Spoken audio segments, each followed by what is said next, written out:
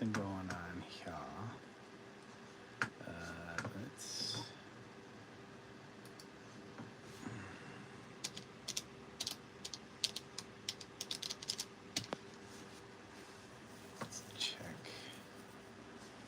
Let's check it out. What's going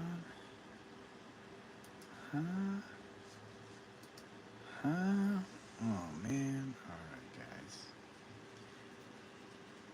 Alright guys, I guess we gotta do this. Cause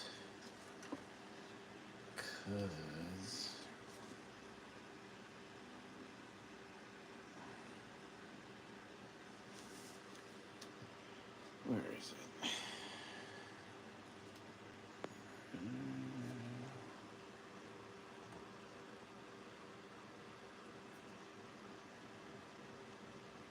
Okay, now we're connected. Okay, slide to come. And then, okay. Uh-oh, I hear our guy. What's our guy up to?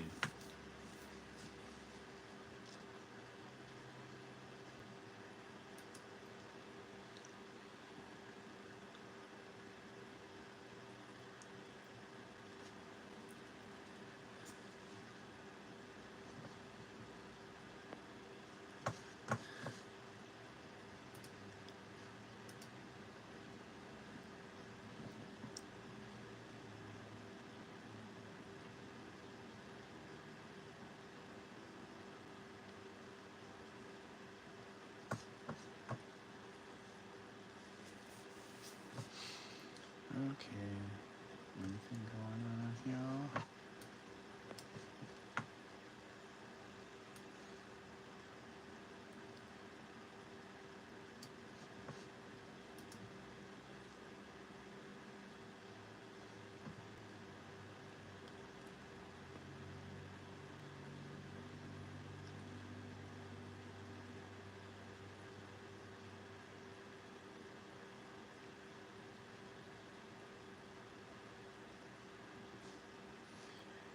Okay.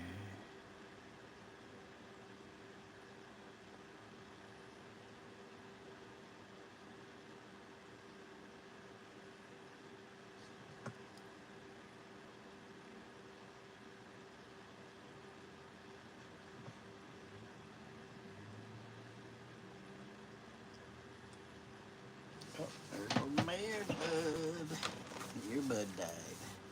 Again. Alright, guys. Let's get this started and quit dilly-dallying, right? Quit messing around. Okay, let's get this.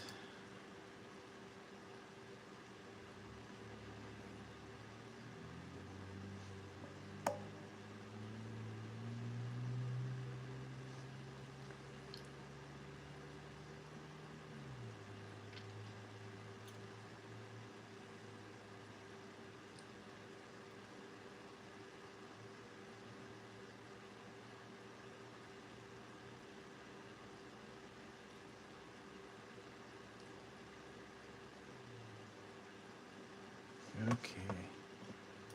Alright. Anything interesting we could put on? Ooh, I like these, Doctor. I like these. Nice.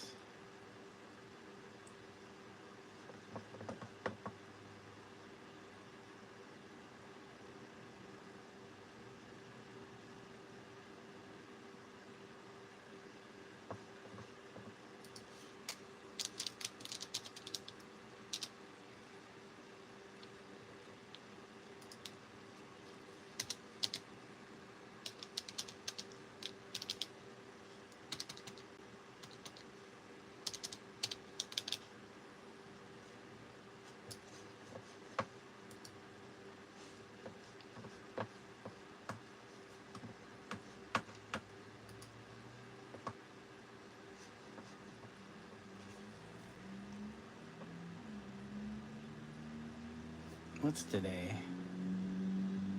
Today's the 3rd. Martha, the AIBM. So at 6 p.m. in about 13 minutes. Applying to Jocko. Oh, dang.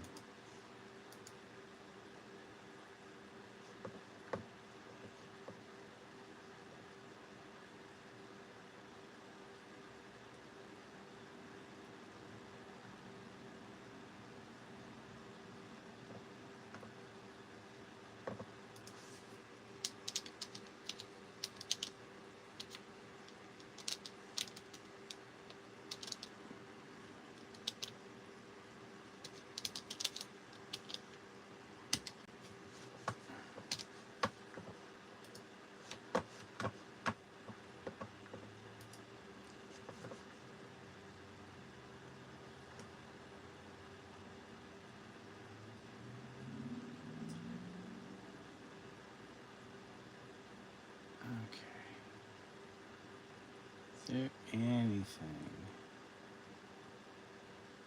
Son? Nope, that's not on yet. Okay, this is what I wanted to listen to earlier, so we will listen to that.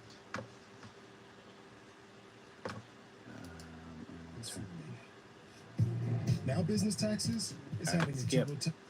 Skip. Can you really paint oils There you over go. acrylics without There you go, ruining guys. your work? Some say yes, others say no. But what's the real answer? If you don't do it right, you could end up with cracks, peeling, or worse. Done right, it can speed up your workflow and enhance your process. Stick around as we break down the do's and don'ts and everything in between. Yeah, let's see her. Thank you guys for the emotes. Thank you. Can you paint oils over acrylics? Whoops. Welcome back to Painting Best Practices. Today we're tackling a question artists often ask. Can you paint oils over acrylics? The short answer is yes, if you do it correctly. If Oil over you do it acrylic can be a correctly. great technique, but skipping key steps could lead to problems down the road. So Let's see go if over I the followed essentials. those steps myself. Acrylics dry quickly and form a flexible film. Flexible. Oil paints dry slowly and become more rigid.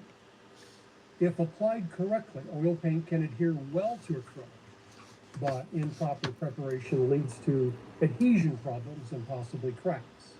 Well, I haven't seen any of that Just on the because pieces I acrylics feel did. dry to the touch doesn't mean they're ready for oil paint. They continue releasing moisture for days, sometimes even weeks. If that moisture gets trapped under an oil paint layer, it can weaken its adhesion, leading to peeling or cracking. Giving the acrylic time to fully stabilize ensures a durable and long-lasting painting surface. For thin layers, wait at least 3 days. Yeah, don't do your If oils you're working with right thicker after you do acrylic your applications, acrylics. allow 2 to 3 weeks before applying oil paint.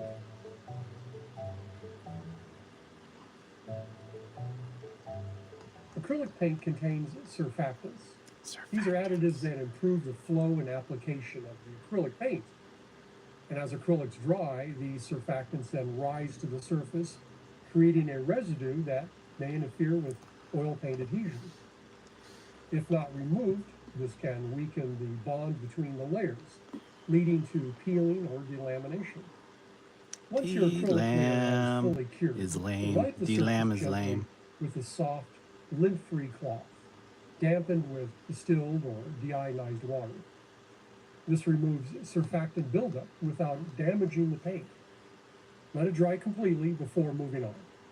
Glossy acrylics can also make it harder for oil paint to stick.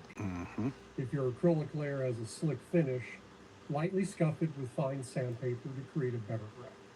This simple step helps ensure a strong bond between your acrylic and oil paint layers, reducing the risk of adhesion problems.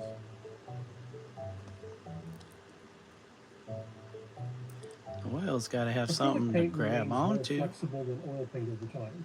If you build up thick texture or build up of thick layers of acrylic paint, it may shift slightly, Yeah. causing cracks in the oil paint layer above. To avoid this, keep your acrylic underpainting thin Yep. and Keep it save any thin. impasto effects for your oil paint layer. Yep.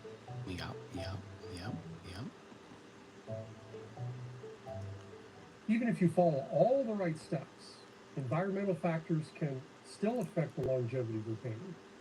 Fluctuations in temperature and humidity can cause expansion and contraction in the paint layers, increasing the risk of cracking. Store your finished paintings in a stable environment, and if you need to transport them, avoid rolling the canvas as this can stress the paint layers. So, can you paint oils over acrylics? Yes. Absolutely. But preparation is the key here. Yes. Let your acrylic layers cure completely, clean the Let 'em surface properly, cure avoid excessive completely. buildup of acrylic paint, and keep your environment stable. Keep When done the right, oil over environment acrylic is a great way to speed up your stable. painting process while maintaining a stable, long-lasting piece of art. But if you cut corners, then you risk long-term damage like cracking and peeling. Got painting questions? Drop them in the comments and I might cover them in a future video. And if this video helped, don't Thank you, forget to subscribe Rublev for more Colors. expert insights. Until next time, paint smart and create work that lasts. Thank you. All right. What's next?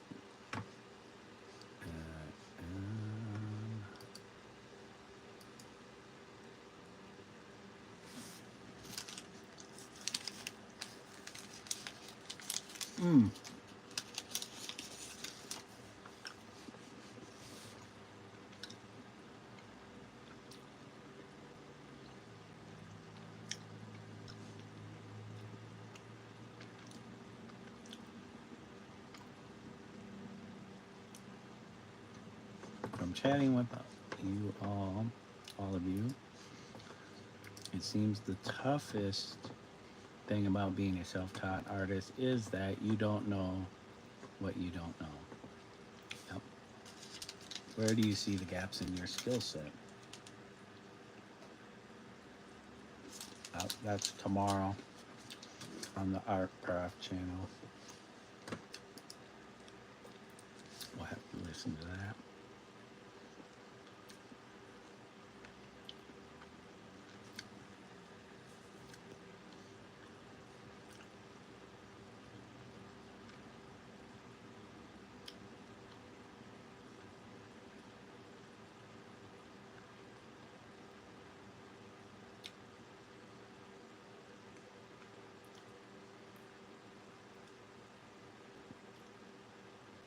Well, let's see.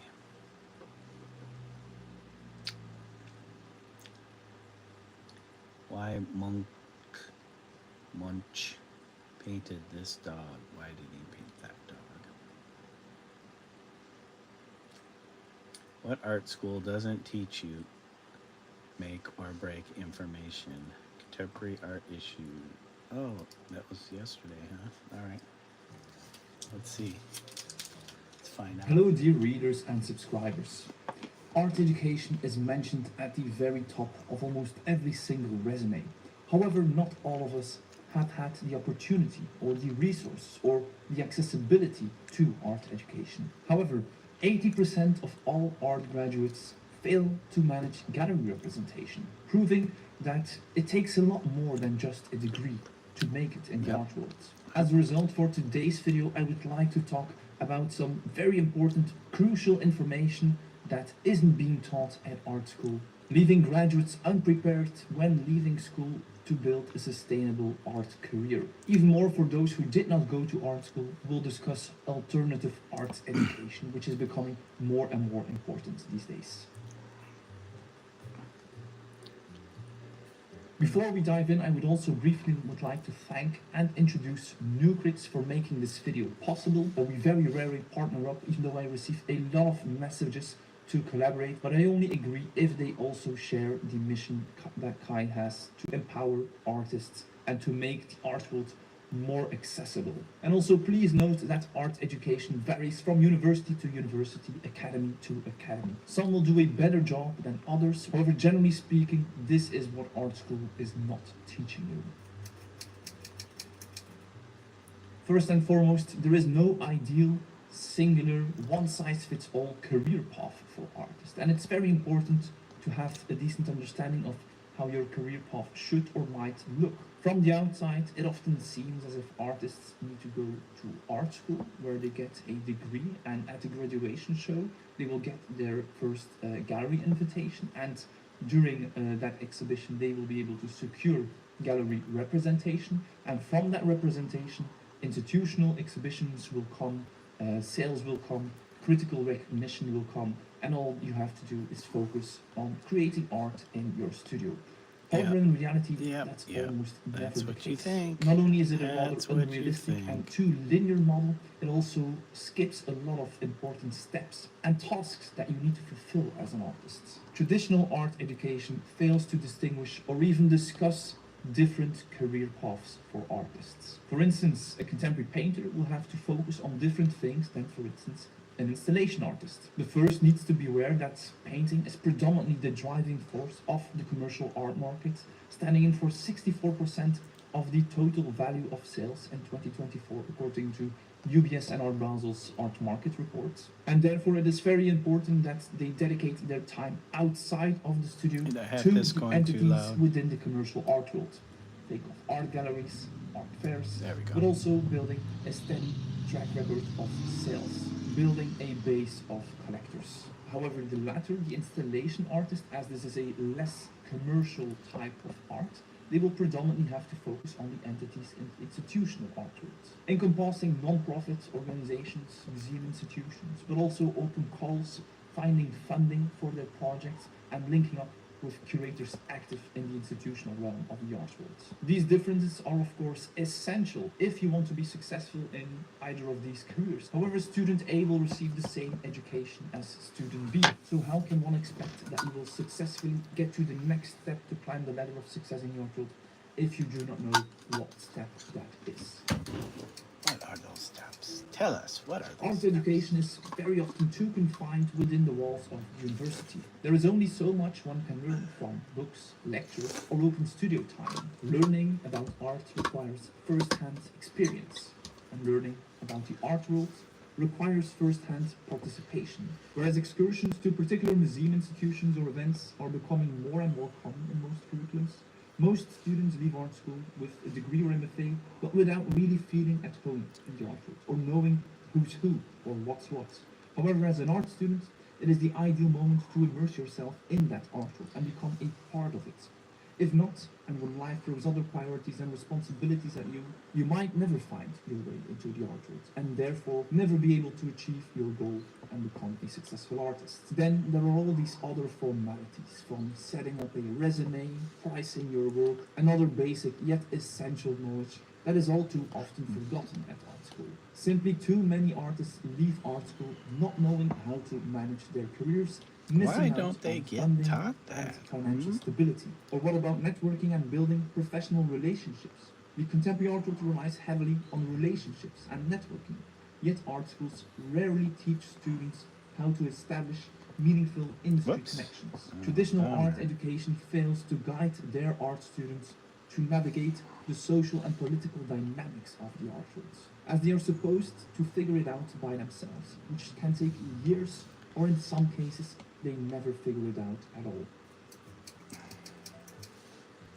This particular aspect will of course vary from art education to art education. However, in most cases, this general frame of reference is prioritized over your individualized artistic framework, instead of building and deepening an artistic framework which will eventually lead to your unique vision and voice that can stand out and stand its ground in a heightened environment. They prioritize a broad, historical, theoretical, and possibly technical foundation. And although this is necessary, in many ways it is also the easy part. You cannot build successful art based on a general frame of reference or a curriculum, but you must develop your own library of references, theories, subjects, and topics that resonate with your artistic practice. So this is actually a lot more specific than traditional arts education can handle. Which artists, movements, tendencies, theories, or text are important or useful for your vision? Because of the shortcomings of traditional arts education, or simply because you do not have the opportunity or the possibility to have an arts education, artists have been looking for alternative ways to educate themselves, and rightfully so. This is precisely why it is our mission here with our Pride platform to make the art world more accessible, to share those unwritten rules, but also to provide actionable and industry-approved career advice for artists, which should be accessible and affordable to all artists all over the world. And this is exactly the mission that we share with Nucrits, which is an alternative education platform founded in 2022 in New York by the renowned artist AJ Kurian, and specifically succeeds in bridging those gaps that we have just talked about when it comes to traditional arts education, as they provide mentorship and one-on-one virtual studio visits. Mentors in the sense of actual established artists who can share their experience can be so essential to point you in the right direction. They might already know the answers you are looking for, and if they do not know them yet, they know where to look for them. So pointing you in the right direction does not only apply to your vision as an artist or the conceptual framework of your work, but also the work itself. Think of experiential learning in the studio, gaining knowledge through specific experiments and developing a more intimate and understanding of process and materiality, which can be fueled by the experience of an art professional. What really excites me and what really sets them apart is that I have made it possible to be advised by some of the most visionary artists today. Think of artists who are being represented by some of the industry-leading art galleries that actually lecture at the most renowned art institutions or even universities, or that have participated in the most prestigious art events such as the Venice Biennale. So Nucrits allows artists from anywhere worldwide to receive their pro-level feedback in just a few clicks, and this type of service, especially from this roster of artists, is simply exceptional, I think, and I support this initiative with 100%. For instance, let's go back to those flaws of traditional arts education. Instead of the one-size-fits-all misconception regarding your career path, they know the art world and can and will point you in the right direction. They have first-hand experience and can even assist you in negotiating contracts with galleries or institutions. And perhaps most importantly, as I have mentioned on numerous occasions here on our YouTube channel, the most important aspect to be able to succeed or to be able to climb that ladder of success is the art itself. As a result, this individualized artistic framework we discussed earlier is our #1 priority, and the mentorship of Nucrits can be a catalyst for your creative development, to discuss conceptual frameworks with established artists, or simply providing expert feedback to know whether your work is ready for the real deal or not.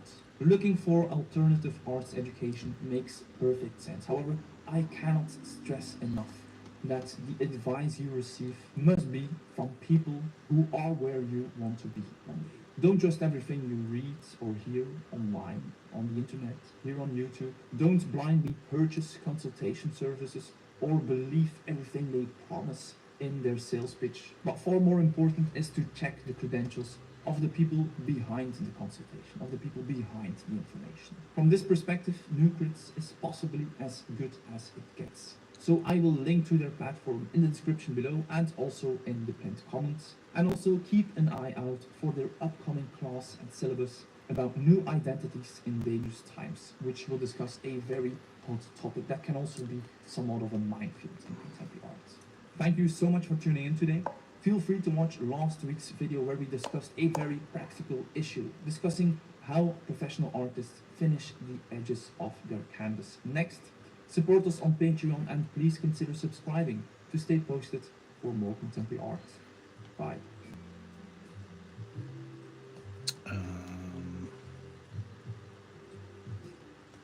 Well, that was weird. I thought I had that. Okay. All right. Finding my style. I don't want to find a style. But I want to listen to this. Sorry if this is not your thing, guys. Come on. not great at implementing rules. Yeah, it's unfortunate. She's got the PDF, and if I ask her to look something up, she's pretty good at going up and finding those rules. But she's not really good at like implementing the rules as written on the fly as we go. And specifically, the big cutoff here is I'm not going to ask her to do round by round combat for me because I just think it would be a mess. So I've actually instructed Martha that anytime we get to a combat, that she should just let me run that myself. And I will have a board here. I'll put some miniatures on it, maybe roll some dice, etc. And I'll run the combat without Martha. Though I may occasionally ask Martha for tactical input. So I might describe the situation and say, Martha, what did the enemies do in this case? But I won't expect her to be doing things like roll initiative and rolling attack rolls and calculating damage and all that kind of minutia that, frankly, I can do anyway, and I don't really need an AI to do that. What else can I tell you about how Martha was? Let me give you just some of the other high-level things that Martha was instructed to during her training. I told her, as I mentioned, to run an adventure inspired by V2. I told her not to prompt me with options. I found this very early on that frequently she would describe an area and then list, like, here's 6 things you could do. I told her, don't do that. Just tell me about the area and then ask me what I want to do, and I'll tell you it. I've asked her to ask me to roll the dice. So there's certain actions that require dice rolls, and I said, if you know I'm about to do something, has a chance of success and requires a dice roll, ask me to roll dice. Here's an interesting one. Ask her to be willing to say no. Just because I ask about something doesn't necessarily mean it exists. And this kind of feeds into the dice rolling thing a little bit.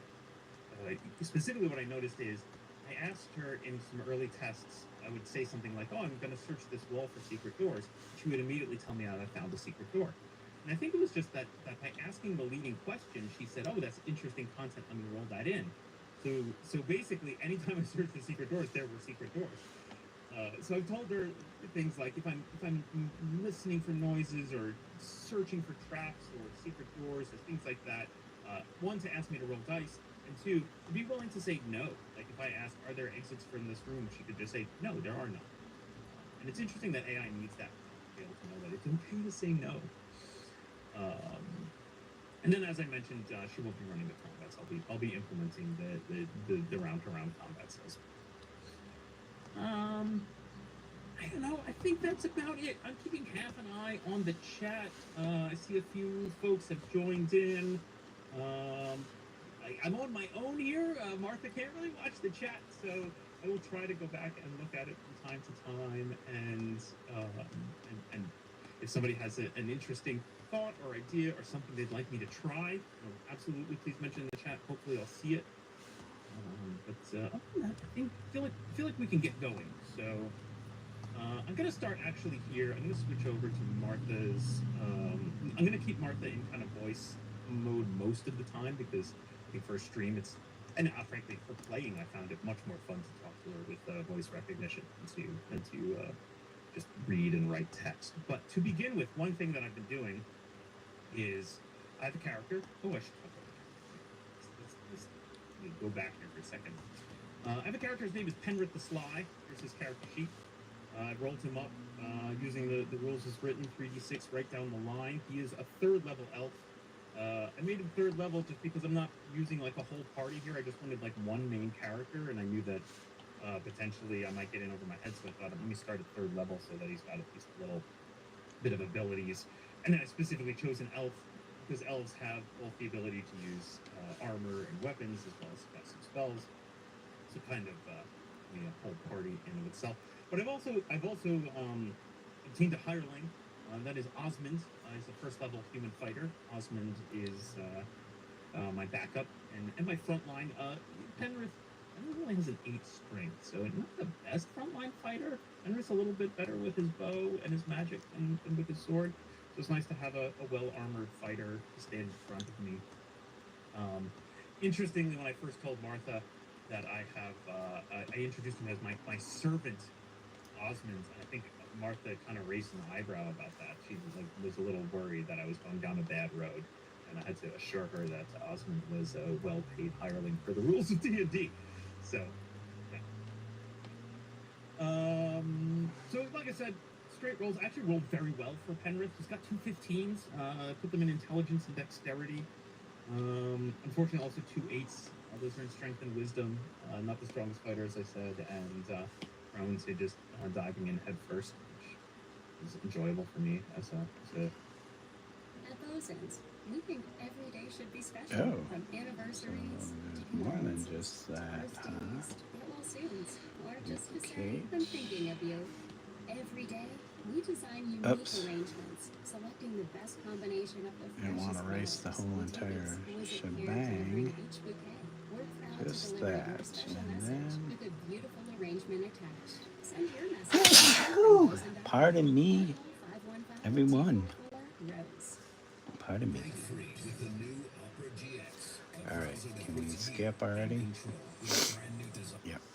but only a handful of second level spells. I originally started with Invisibility, ESP, Knock, and Web. No, sorry, not Knock. Effect Invisibility, ESP, Phantasmal Force, and Web. And then during that adventure, I did find a scroll of invisibility into his spell.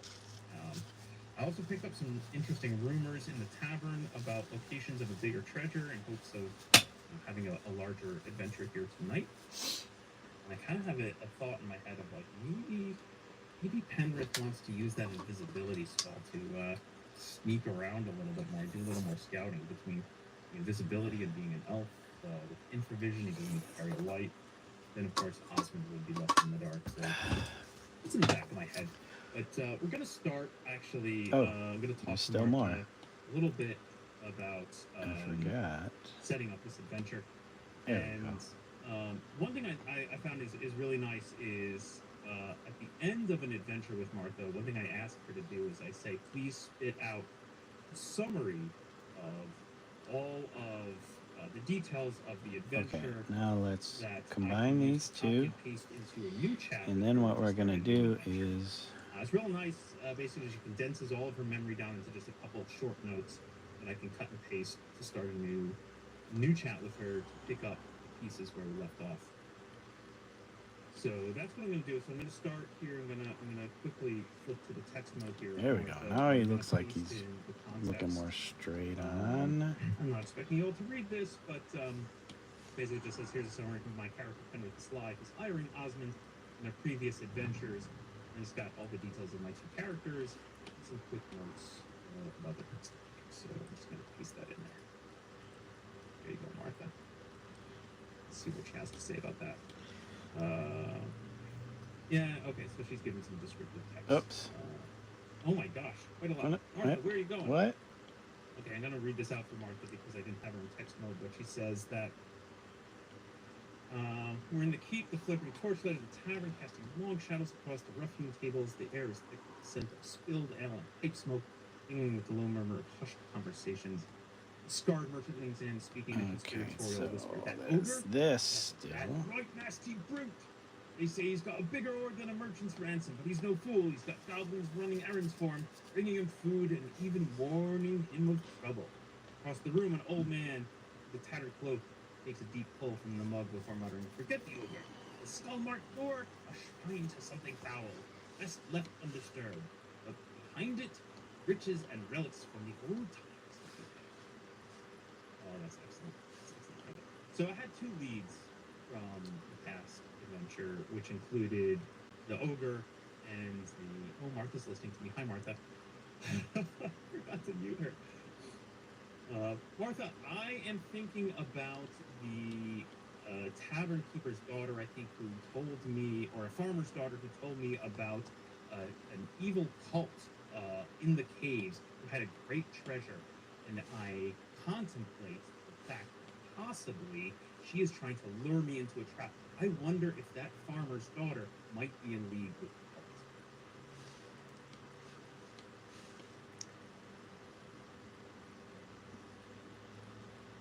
The thought gnaws at the edges of your mind.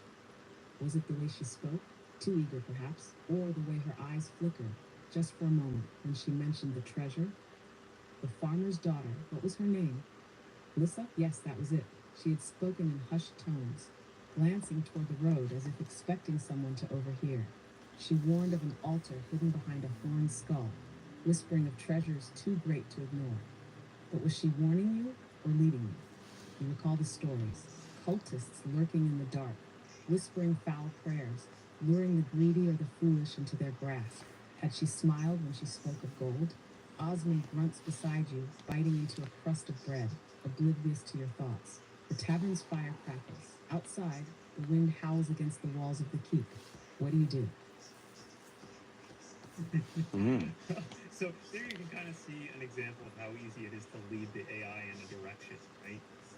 I introduced the idea that maybe the farmer's daughter was in league with the cult, and Martha has given me quite a lot to go on there, and hopefully we'll remember that context down the road. Although, like I said, one of the faults of working with AI is that the amount of memory, the amount of context that can be held is short.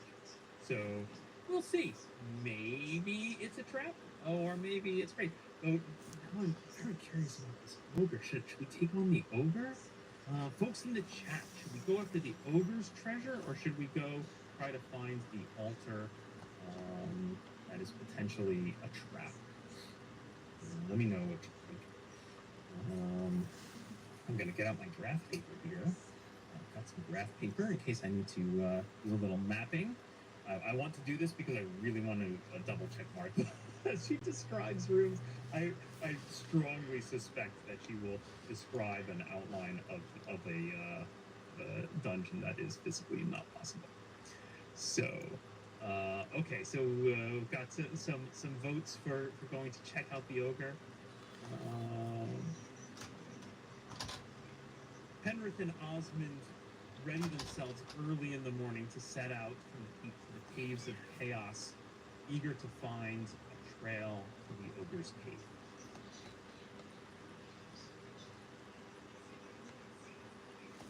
The dawn air is crisp as you and Osmond step out onto the keep's cobbled streets, the eastern sky painted in hues of gold and crimson.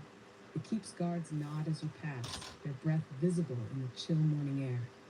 The gates creak open, revealing the wilds beyond, the dense forest and jagged hills that shelter the dreaded caves of chaos. The road Okay. is familiar, though treacherous. You tread Hold carefully, on. ears keen from movement Weirdo. beyond the underbrush. You The journey hold takes on, the better you part of the weirdo. morning, the rising sun casting shifting patterns through the tangled canopy above. Okay, By midday, let's check on you our find guys yourself at the Zato. outskirts of the ravine, where the caves Alright. of chaos yawn like hungry mouths. Hey, of we lava. got our From your vantage little- point, you scan the many cave openings. Come on, buddy. Somewhere within one of those darkened hollows lurks the ogre said to hoard a great treasure. The question remains, how do you find his lair? Do you watch for tracks, You wanna seek come hang goblin out? informants, What you or up to? follow the whispers of the wind Here through comes these haunted Zato. halls? He's gonna come over the table here. Against that. Here he is. There's our Zato. You get to see his butt. Hi, what's up, buddy? Usually she's pretty good What's about up? not You gonna take a nap? putting it up there. You show everybody your behind. Mhm. Patrick searches the ground What's for up? goblin traps, having heard that the ogre keeps goblin guards. Mr. Zato. What's up, buddy? Let's blow our nose again. Scanning the hard-packed earth and scattered undergrowth for signs of passage. Osmond stands guard, hand on his sword, There he is. eyes guarding the There's path of Zato. the air is Coming still, up. save for the occasional rustle of He's leaves in coming the up. wind. I'll turn the After a light few on minutes so of we can careful see a little searching, you better. spot There we go, small, Zato. clawed footprints pressed There we into go, the dirt. Zizo. A clear trail of Hi, goblin buddy. tracks What you leading through doing? the underbrush. What you The doing, moving Zazo? clusters, some fresher than others, What you all doing? heading toward a wide, Yeah, you're a gaping good cave boy. entrance set into You're the a good cliffside. boy, The rock Zazo. around the opening is Hi. worn smooth as though Hi, large things Zazo. have passed What's in going and on? out Oh, many we need to times. clean your The eye. crude You smear got of old eye blood boogers. stains one side of the entrance. The tracks suggest Crazy eye movement at boogers. different times, some leading in, some leading out. Crusty The eye ogre's boogers. messengers, perhaps? Guards. that side? Osmond leans in, whispering, Get that this looks like the side. place. Want to charge Let me in? see. Or do we try to lure Let me something see. out? What do you do? See your eye boogers and your boogers. Okay. Before You crazy, I go any Zato. further, You crazy, buddy.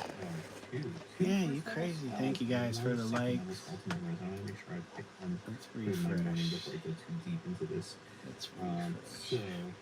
I'm thinking I'm going to take Yeah, we appreciate it. Appreciate the subs. sleep Thank you guys. and read languages. Is We my getting first up level. So there. read languages is a little unusual. We getting but, up there. Right, I Za? think that Martha does tend to go a little more story. We getting up So it's very likely we there. might discover Yeah, something, some Zato, strange script, buddy. something like that. So read languages may be Zato, fun. I'm taking buddy. invisibility. He's a because buddy, that was always buddy, my buddy, goal. boy. To do a little exploration with invisibility. I'm contemplating. Wait a minute. I gotta remind myself. He just wants to rub himself on the camera. Don't you, buddy? Don't you, Zato? You are a crazy boy. Delta Collins. Yeah, he's a crazy boy. Extended it to a full day, and He's a I'm so used to crazy that, boy. Let's that, move your collar. Let's switch your collar. Try and cheat and Let me see your ear. visibly. Let me check your ear. Permanently so broken. That is fantastic. That's what I was hoping for. Okay. I mean, Okay. I think even better than that. So, Okay. Yes, but I. He's a good boy. He's a good boy. You gonna lay down right there? Henry instructs Osmond to hold back while he scouts ahead.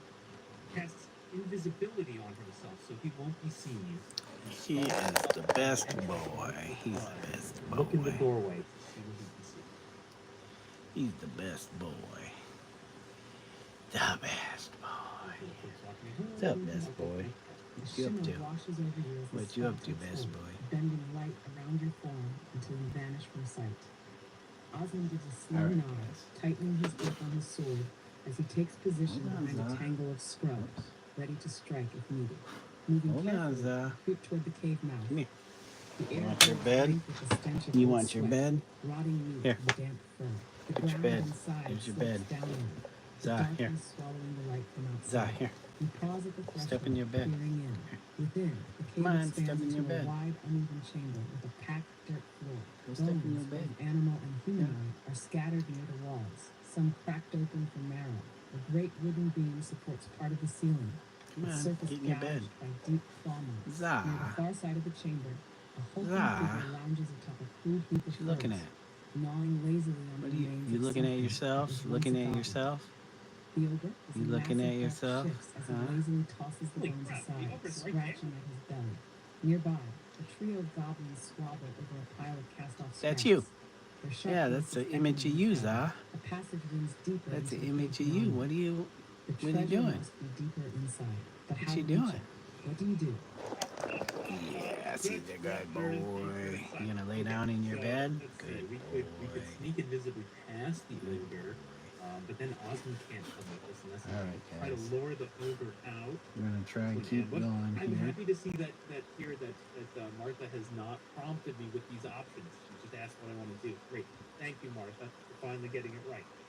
Okay, it's right in there. There's an ogre right in there. What do we think, Osmond? There's a passageway beyond him.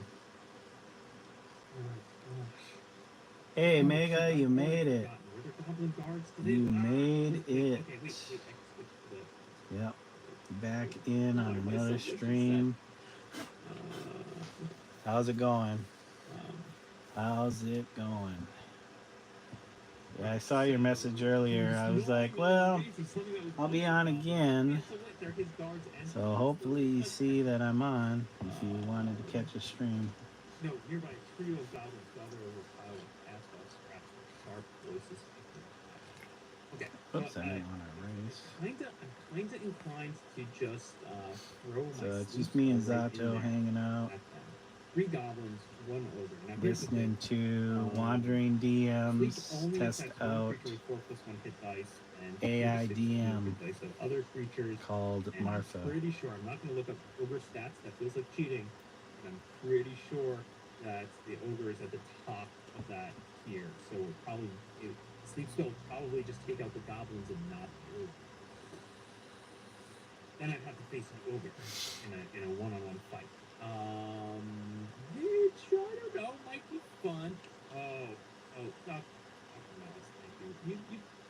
viewers are fantastic. Let's see if I can remind myself how the heck to get user chat. You miss these streams so much. Here we go. You know you could always watch the VODs. Oh, so good. I know they're not the same as the live. There's no stinking treasure. Not the same as the live streams. So I think sneak in is the right option. Alright, there we go. I think that's better for our ear. Penrith hisses at Oops. Osmond, wait hidden by the door and I'll shout if I need you. Then skulks quietly as he Yeah, can. because in the through lives the you cavern get to and talk. sneak Yes, you do. invisibly past That's the door to perks. the far exit. That is the perk of the live stream is you get to interact with me. Moving with slow measured artist. steps, you slip into the cave, careful to avoid loose stones and brittle bones that might betray your presence. The stench of the ogre's den is nearly overpowering up close. Sweat, filth, and the sour reek of old meat. The ogre shifts on his pile of furs, letting out a low, guttural belch as he scratches at his side. The goblins continue their squabbling, too preoccupied with their meager scraps to notice the faintest disturbance in the dust. You edge along the cavern wall, step by step, past the ogre's bulk. The great beast rolls slightly, So how was your shifting day his weight, today? causing the furs to settle with a crunch. He grunts, but does not stir further. Ahead, the passage leading deeper into the cave is within reach. The tunnel beyond descends into darkness, the air growing cooler, carrying a faint scent of damp stone and something metallic. Gold, perhaps? Or blood. You have made it past the ogre for now. What do you do? You made it past the over. You snuck past. Before I make a decision, I'm going to try and ask Martha to give me a little more detail here because I'm starting to draw a map. And I don't know how well she's going to do. Let's find out. It was okay. You were sleepy. You How big fell is the cave with the ogre? and fell off. You fell on your The morning ogre's den is a broad, and irregularly afternoon bus shaped ride. chamber, What? roughly 40 feet wide and 30 feet deep, with a ceiling that rises unevenly Oh, to you about fell 15 out. feet at its highest point. I see. The You entrance fell slopes out downward during the slightly, bus ride. leading into the cavern where the ogre lounges on a pile of filthy feathers. I'm doing well. Streamed all day large since I wooden didn't have to support beam work stands at my near the day center of the job, chamber, so rough hewn and splintered. I don't know if I got very far. I finished the hands. That took me a long time. These hands, The three goblins bicker got the over face, scraps then in the a small hair, pile of refuse. the At the far end of the clothes. chamber, about 25 feet beyond the ogre, I need to do the passageway shoes. Is leading the deeper next into the thing. cave mouth yawns darkly. The floor is uneven, So strewn with loose dirt and let's small stones, with the ogre's bulk do blocking the much of the central shoes space. real quick. Careful movement is possible along the edges, though any noise or sudden shift in the air might draw unwanted attention. What do you do? I'm a little confused as expected. I'm totally confused about how possibly the exit is 25 feet from the ogre when he's on the left side and the whole chamber is 30 by 40. But we're not going to worry about it too much. Okay, so there's like an exit, maybe on the opposite side, and the ogre's kind of on the It left, was the ogre's autocorrect. on the Yeah, I right, and figured. somehow I can sneak around the edges. I don't know. The physics just don't make sense of this, and I'm not going to push on it too hard. Like, AI can't figure out I feel the like I was gonna get physics. this right. Let me go back to Whoops, this thanks for the one. That emotes. was hilarious. Appreciate the emotes. I still don't understand what Yeah, those yeah. do, but hey. The center of the chambers. There's interesting detail. I love the detail about the wooden support in the center of the chamber. Like there's maybe a tactic there where I try to like break the support and comes crashing down on the ogre. That's delightful. Okay, to the right, the three goblins on the far end, about 25 feet beyond the ogre. Means, but whatever. The ogre's bulk is blocking much of the central space. Or was I wrong about him being on the left? Right. Well, he's in the middle. Right.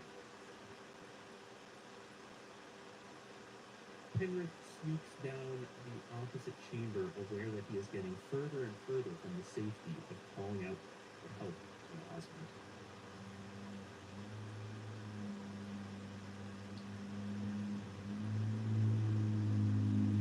You slip into the darkened passage, the air growing colder as the sounds of the ogre's lair fade behind you. The tunnel slopes downward, the rough stone walls damp to the touch. The metallic scent from before grows stronger, an acrid tang of iron mixed with something old and stale. After about 20 feet, the passage opens into a smaller chamber, perhaps 25 feet across.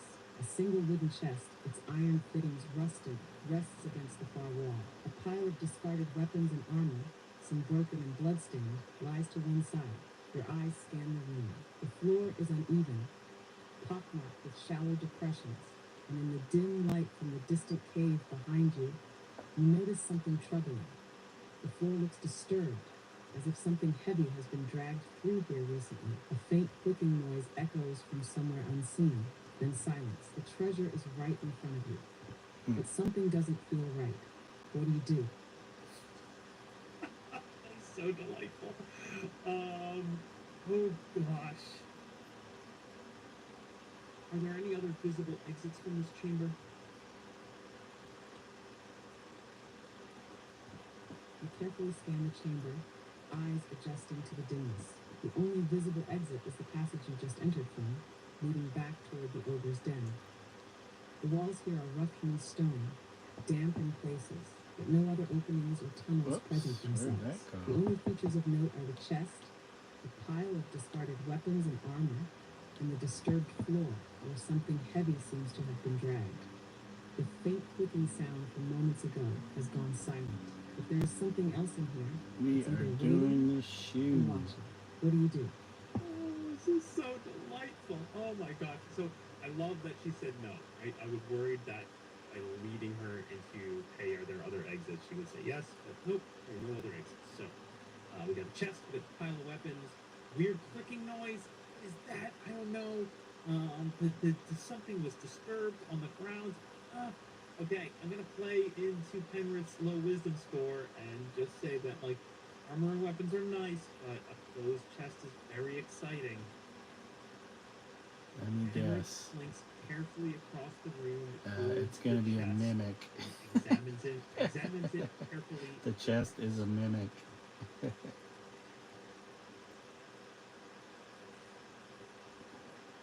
You move with slow, deliberate steps, keeping close to the chamber wall as you approach the chest.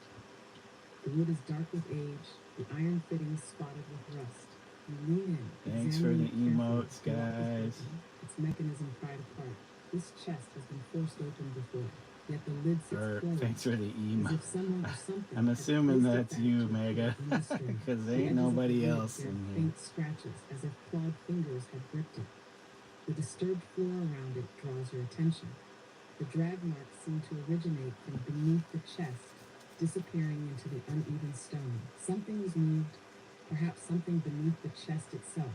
The silence presses in. The clicking noise does not return, but your instincts scream that something is wrong. What do? Something is definitely wrong. Should I open the chest? But I also feel like maybe the chest, there's nothing in the chest, and I should look underneath the chest. It feels like the chest was moved, and maybe there's a trap door underneath it. Oh, but I gotta know. He's gotta know what's in the chest. It's a mimic. Holding your breath, you grip the edge of the chest and slowly lift the lid. The hinges creak faintly, Okay. the sound almost deafening in the still air. Inside, you see a scattering of silver and gold coins, a small velvet Not a pouch, mimic. and what appears to be a rolled-up scroll bound with a leather cord. The chest is not. Oh. Yep, I figured that would be you, because, there was 3, now it's back to 2. Of air, a thick, segmented limb bursts from below, a massive carrion crawler. Its pale, bloated body covered in writhing tentacles Okay. lunges up from the pit, its beady black eyes gleaming with hunger. The tentacles lash out toward you, seeking flesh to paralyze. You have only moments to react. What do? I mean, I guess I gotta go back here. Oh, man. Nice trap, Martin. Well done. Very well done there. Okay. You should have asked her some more questions about what that clicking noise was. Oh man, if I call for help from Osmond, I'm gonna alert the ogre, and then the ogre and the goblins are coming in. I am screwed, folks. This is bad. This is great. Wait, I'm invisible. I'm invisible. Yep. I'm invisible. That's right. That's right. Carry crawler. Okay. Smell you?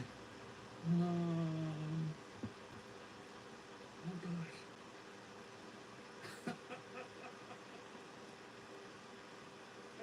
My mind is racing now with what kind of senses does the carrion crawler have? And it detects. Penrith remains stock still, hoping that his invisibility will protect him from detection by the carrion crawler. Maybe. It's super weird. And then there's a problem here where I kind of have to like, oh, Martha, what's going on? Uh-oh. You broke Martha. Not hear my last, Martha broke.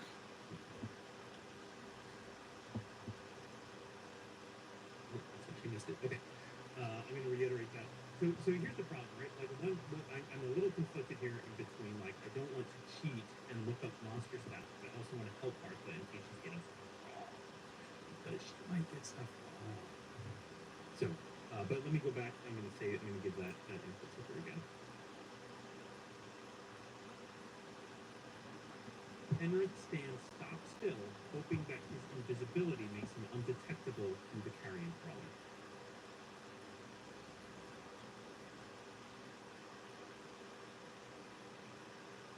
The freeze, heart pounding as the carrion crawler lashes its tentacles wildly, its pale, segmented body writhing up from the pit. The beast's eyeless face sniffs at the air, its twitching feelers groping blindly for prey. For a moment it hesitates. It cannot see you, but the trapdoor's sudden movement, the chest shifting, and the air displaced by your presence have drawn its attention. The crawler's tentacles whip through the air, sweeping in broad, searching arcs. One tendril passes inches from your face. Another grazes the edge of your chainmail, the faintest clink of metal ringing out.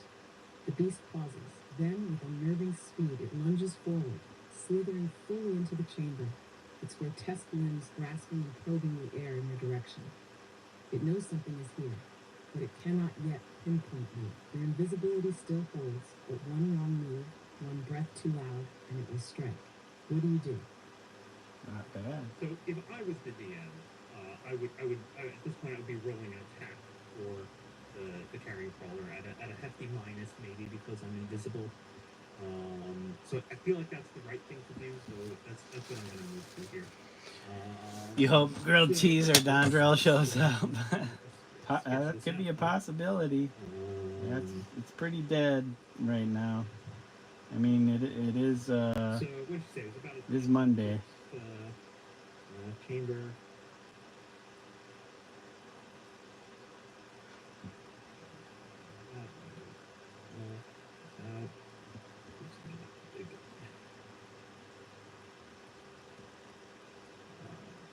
Great. There's. We've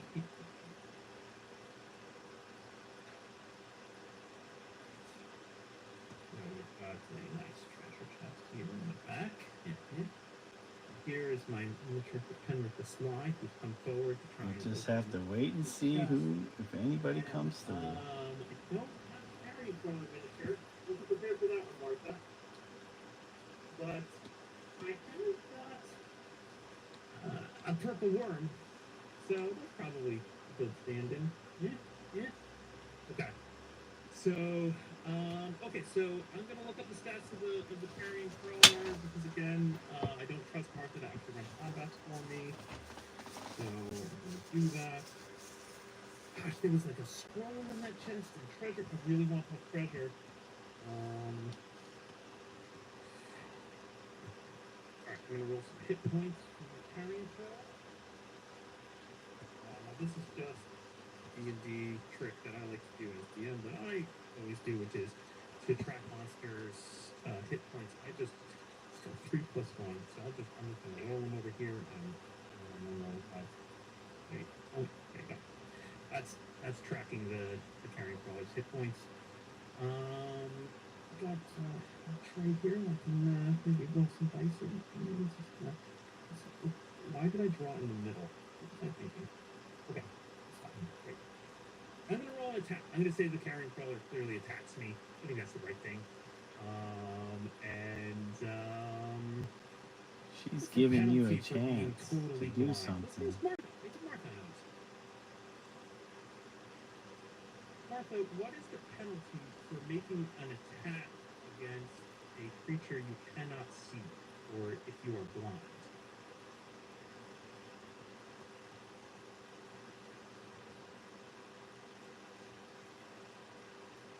And basically do attacking an unseen enemy, whether due to blindness, darkness, or invisibility, usually incurs a -4 penalty to the attack roll.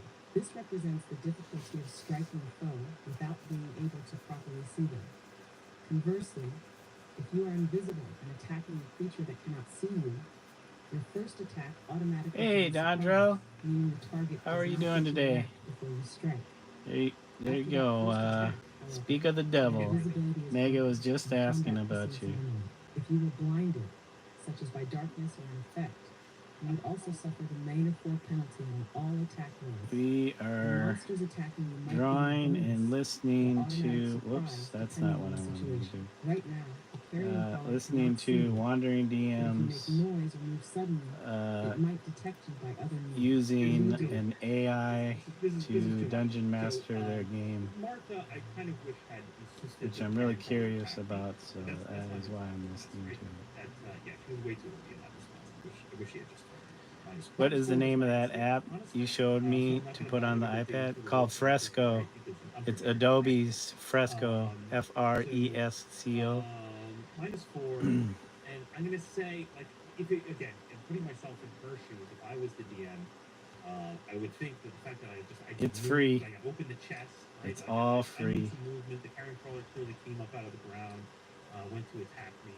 It should get an Oh, the attack. painting one? But at -4. Art set? This one? You know, for me being invisible. Art set? Lovely. Thank you. Thank you, Vito, for the comments. Where is I it? should have talked for High Gagaxian. I was kind The of one where pick it up. like actually Giving looks her like paint? access to the full text of Yeah, the Art border. set 2. That one Note that people on the border is free, but if you want all the like the extras, you gotta pay like, it's like $12, I think it was. $13 or $12, maybe 14 at the most. Or Art set 4. Is that what it was? Yeah, it doesn't say. It just says art set. So if it's 4, yeah, that's the one. That means I need to edit some descriptions. Four, so that's but negated by the, so basically 0 because I'm invisible. Yeah, I use that. I use that quite a bit in conjunction with doing my. Oh yeah, Fresco. That's how I do the animated stuff. Confirmation for Martha's instinct here. The carrion crawler is aware of me, but hasn't come here where I am in his crap. Now what do I do? That is the question. Okay. Yeah, Fresco is the one I do all the animated stuff with. But you can paint in this one too. And this one's free. So I'm not sure what's going on. Whoops. It has 8 attacks that paralyze. It's horrific. Very bad. Very bad. So I feel like run is the correct answer here. And the only Yeah, this is the new one I've been working on. Is Penrith foolish enough to try and scoop up the chest and run out the door, past the goblins and ogres, and see if we can make it out at a straight run? Well, this guy And then is it not loops. But he is dexterous. Loops back I'm not sure over that, I'm again. not sure that Martha is clever enough. Little Andy Warhol tribute. To make me make checks or roll dice or whatnot. Let's find out. Let's talk to Martha and see what she says. Yeah, I added some sound to it, but you can't add sound to it in this.